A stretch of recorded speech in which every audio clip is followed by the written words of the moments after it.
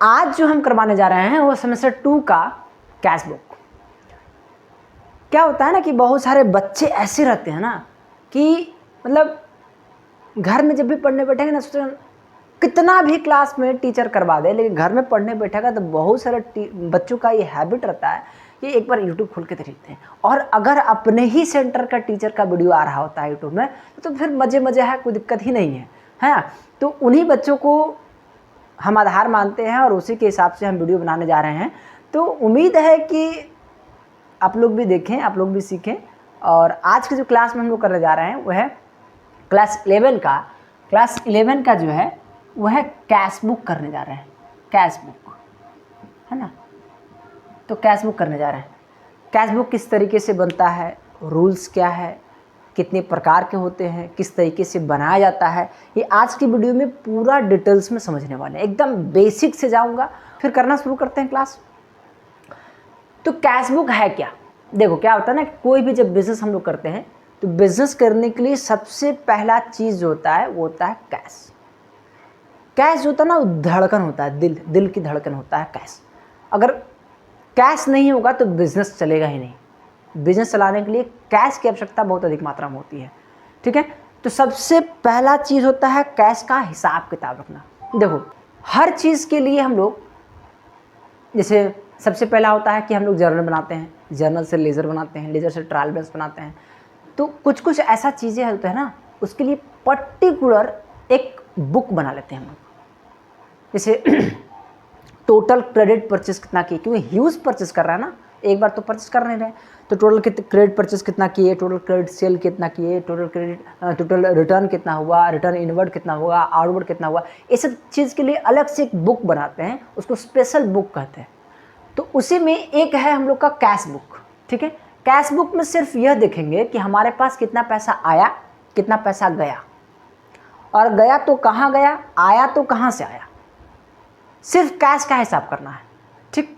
Cash यानी cash और bank, ऐसा कर सकते हैं, कैश और बैंक। क्योंकि अगर मान लो कि मेरा बैंक बैलेंस में 10 लाख रुपया है और मेरे पास कैश में 5 लाख रुपया है, तो टोटल मेरा बिजनेस के लिए कितना अवेलेबल है, 15 लाख। 5 लाख तो नहीं कहेंगे, बैंक और कैश दोनों मिला करके कहते हैं, ठीक है। तो यहाँ पर सबसे पहले यह समझेंगे कि कैश बुक कितने प्रकार के होते हैं। तो types of cash book,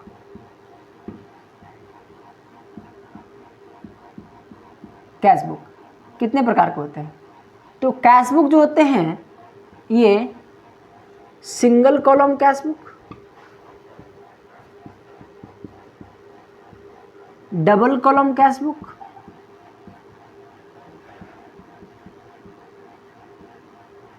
and triple column cash book,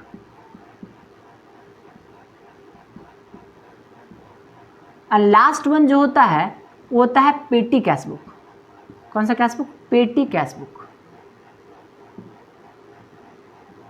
cash book, ठीक है।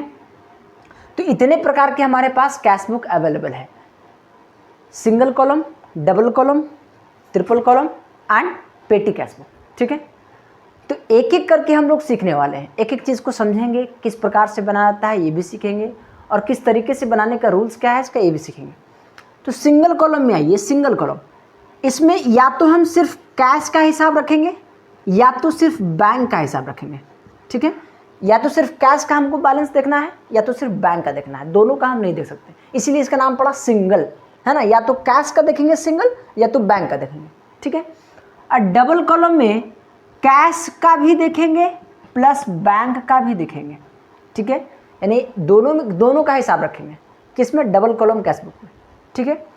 ट्रिपल कॉलम कैश बुक में कैश भी देखेंगे, बैंक भी देखेंगे, और एक जो है डिस्काउंट वो भी देखेंगे। तो 3 कॉलम हुआ ना, कैश का, बैंक का, डिस्काउंट का। पेटी कैश बुक क्या होता है? पेटी कैश बुक में छोटा मोटा खर्चा रिकॉर्ड किया जाता है।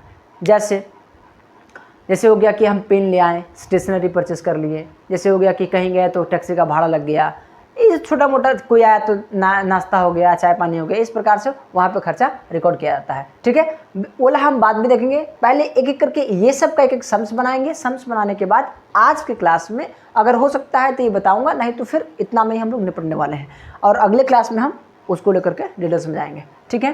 तो इसको अगर किसी को नोट करना है तो आप कर सकते हैं। फॉर्मेट है किस प्रकार से, कैश बुक भी मैं मिटा दे रहा हूँ। ये है, ये डेट, ठीक है, ये पर्टिकुलर, ये वाउचर नंबर, ये लेज़र फोलियो, ये रुपीज़, ये डेट, ये रुपीज़, ये लेज़र फोलियो, ये वाउचर नंबर, ठीक है।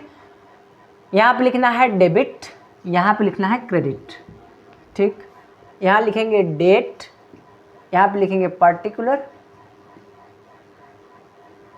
यहाँ पे लिखेंगे वाउचर नंबर, ठीक है, लेज़र फोलियो। यहाँ पे अगर सिंगल कॉलम कैश बुक बनाते हैं भैया, अगर सिंगल कॉलम कैश बुक बना रहे हैं तो सिर्फ यहाँ पे एक घर आएगा पैसा का, सिर्फ एक